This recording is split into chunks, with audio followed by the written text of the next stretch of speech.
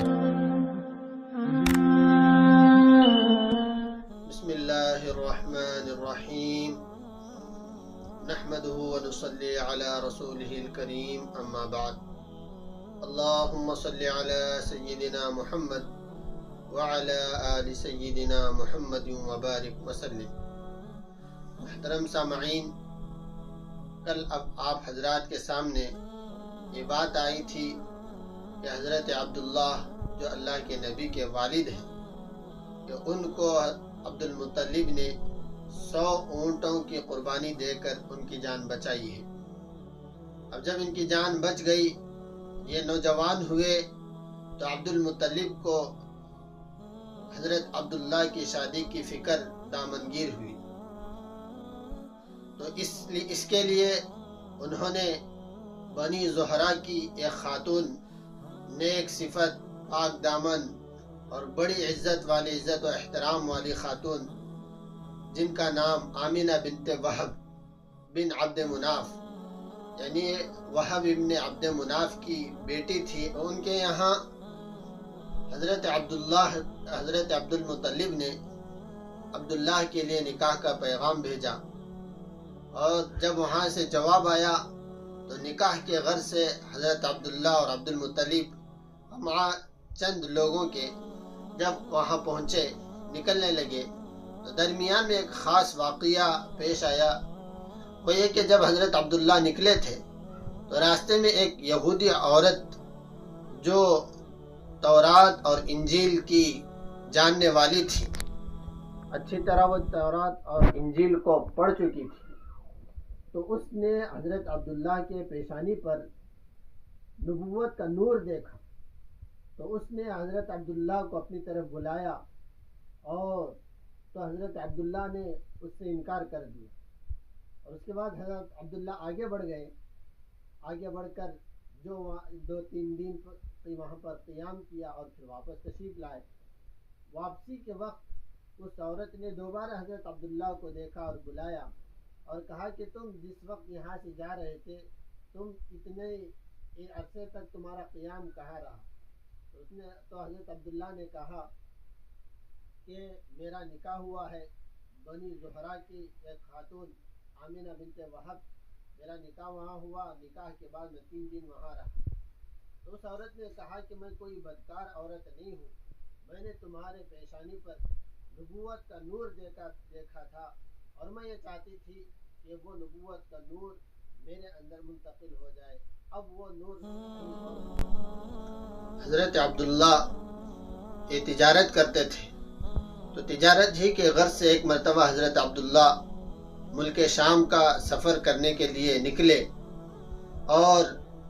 جب سفر کرنے کے لیے نکلے تو درمیان میں یثرب یعنی مدینہ منورہ کے اندر ان کی طبیعت خراب ہو گئی، بیمار ہو گئے، اور ان کے ساتھ جو قافلے والے آئے تھے انہوں نے اپنا سفر مکمل کیا اور پھر واپس مکہ مکرمہ آ گئے۔ تو حضرت عبداللہ مدینے ہی کے اندر رہے، 1 مہینے تک وہاں پر قیام رہا، لیکن اللہ کی مرضی سے 1 مہینے کے بعد اسی جگہ عبداللہ کا مدینہ منورہ یعنی یثرب کے اندر ان کا انتقال ہو گیا۔ اس وقت ان کی عمر، سیرت لکھنے والے علماء لکھتے ہیں، مختلف اقوال لکھے ہیں، کسی نے لکھا ہے کہ اس وقت ان کی عمر 25 سال تھی، کسی نے 24 لکھا ہے، کسی نے 20 لکھا ہے، تو زیادہ تر علماء نے ان کی عمر 25 سال بتائی ہے۔ اور حضرت عبداللہ نے جس وقت حضرت عبداللہ کا انتقال ہوا تو انہوں نے اپنے ترکے میں 5 اونٹنیاں اور کچھ بکریاں اور 1 باندی جس کا نام برکت تھا، اور اس کا لقب جو ہے ام ایمن تھا۔ یہی ام ایمن جنہوں نے اللہ کے نبی علیہ السلام کی پرورش کی ہے۔ جب حضرت عبداللہ کے انتقال کی خبر مکہ پہنچتی ہے تو حضرت آمینہ انتہائی غمزدہ اور بہت ہی زیادہ مغموم اور محزون ہو جاتی ہیں، اور بہت ہی زیادہ تکلیف کا اظہار کرتی ہیں۔ پھر اس کے بعد بالآخر اللہ کے نبی علیہ السلام کی ولادت باسعادت ہوتی ہے۔ آپ کی ولادت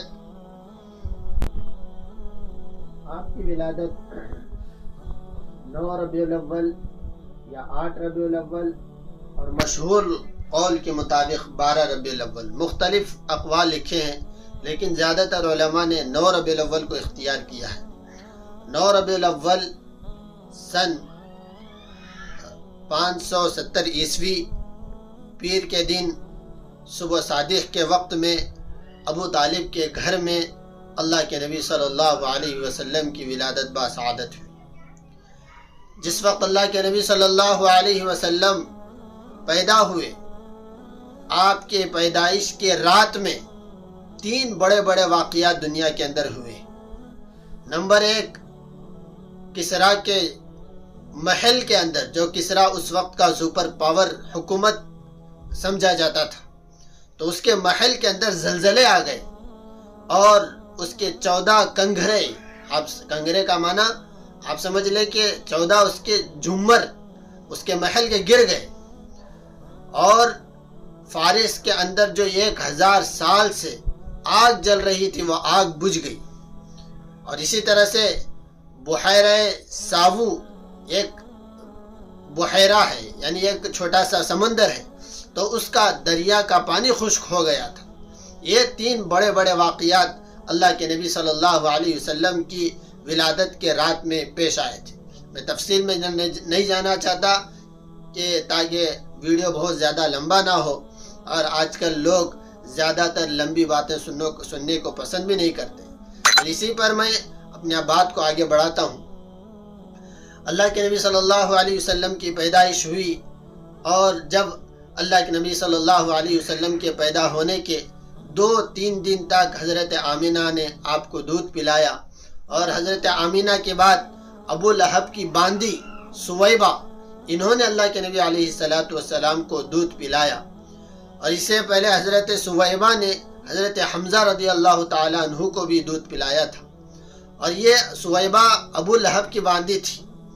اور جب سویبہ نے اللہ کے نبی صلی اللہ علیہ وسلم کی ولادت کی خبر ابو لہب کو سنائی کہ حضرت آمینہ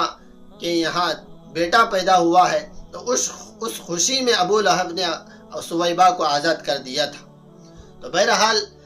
تو چند دن تک سویبہ نے اللہ کے نبی علیہ السلام کو دودھ پلایا۔ جب پیدا ہونے کے 7 دن مکمل ہو گئے تو عبد المطلب نے اللہ کے نبی صلی اللہ علیہ وسلم کو لے کر حرم پہنچے، اور وہاں سارے لوگوں کی دعوت کی، اور اللہ کے نبی صلی اللہ علیہ وسلم کا وہاں پر آپ نے نام رکھا، اور جو نام رکھا وہ محمد رکھا۔ لوگوں نے ان سے کہا، قریش نے ان سے کہا کہ آپ ایسا نام کیوں رکھ رہے ہیں کہ آپ کے آبا و اجداد میں سے کسی نے اس طرح کا نام نہیں رکھا تھا۔ تو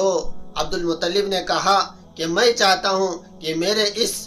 پوتے کی تعریف پوری دنیا والے کریں، زمین و آسمان میں اس کی تعریف ہو۔ علماء سیر لکھتے ہیں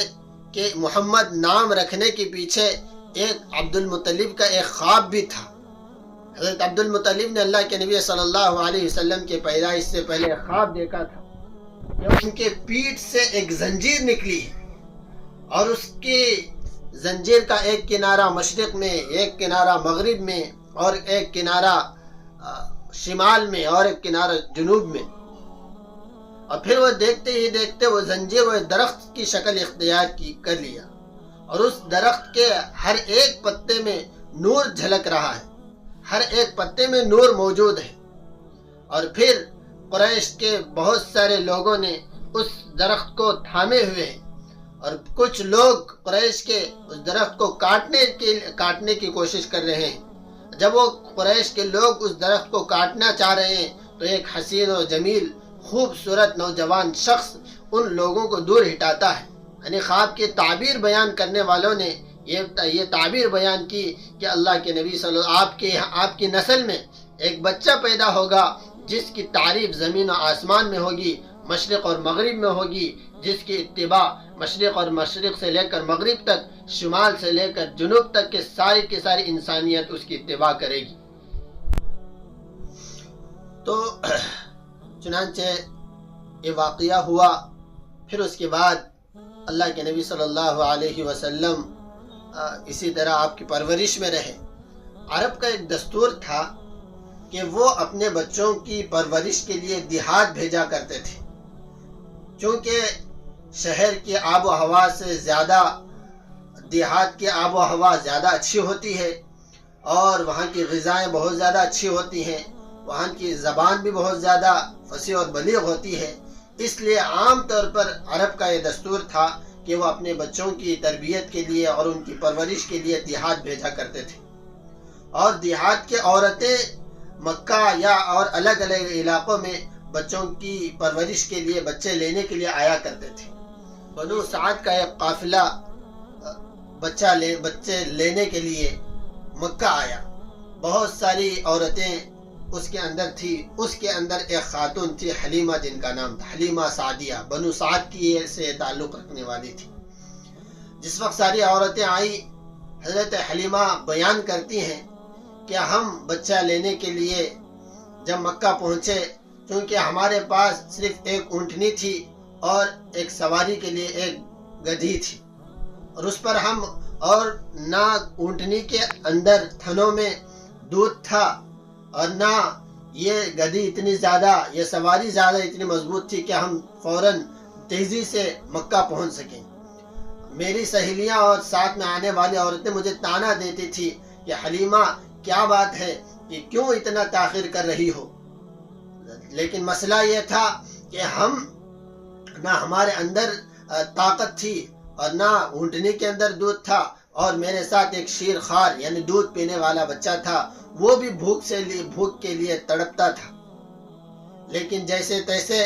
ہم مکہ مکرمہ پہنچ گئے، بہت دیر سے پہنچ گئے۔ جب تک ہم پہنچے تھے تو ہمیں معلوم ہوا کہ بہت سارے بچے ہیں، اور بہت سارے بچوں کو ہماری سہیلیوں نے، دوسری عورتوں نے لے لیا ہے،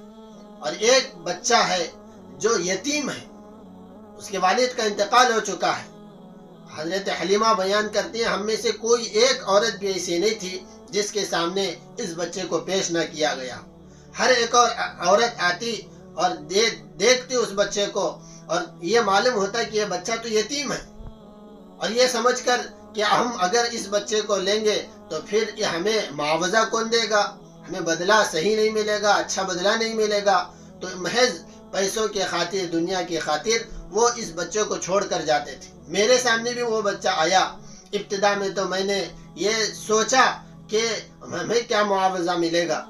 لیکن میرے دل میں یہ بات آئی خالی ہاتھ جانے سے بہتر تو یہ ہے کہ اس یتیم بچے ہی کو ہم لے کر جا کر اس کی پرورش۔ حلیمہ بیان کرتی ہیں ہم نے اس بچے کو لیا، تھا تو یتیم لیکن اللہ نے اس کو در یتیم بنا دیا۔ حضرت حلیمہ بیان کرتی ہیں کہ جیسے ہی ہم نے اس بچے کو اپنی پرورش میں لیا اور لے کر چلنے لگی تو میرے چھاتیوں میں دودھ بھر گیا، اور جب میرے شوہر نے اونٹنی کو دودھ نکالنے کے لیے اونٹنی کے پاس گئے تو اس اونٹنی کے تھنوں کے اندر بھی خوب بہت اس کے تھن بھی دودھ سے بھر گئے تھے۔ تو ہم نے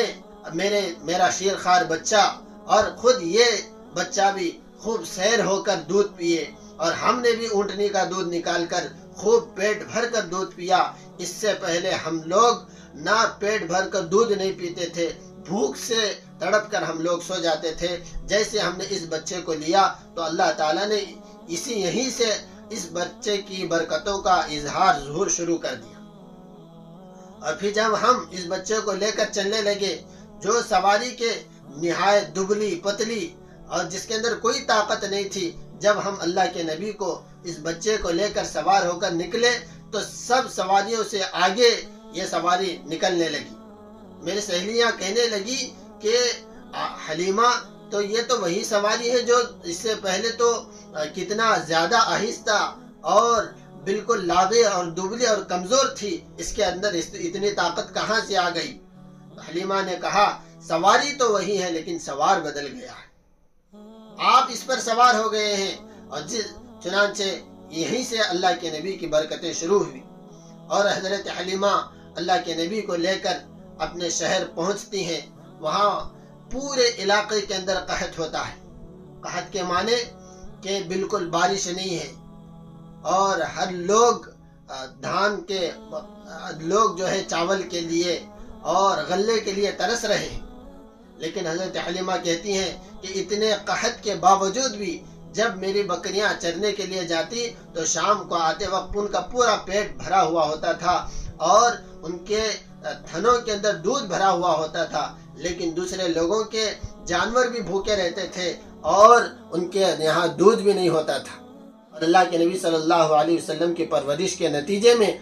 حضرت حلیمہ کو بہت ساری برکتیں ملی۔ اللہ کے نبی صلی اللہ علیہ وسلم آپ کے پاس 2 سال تک رہے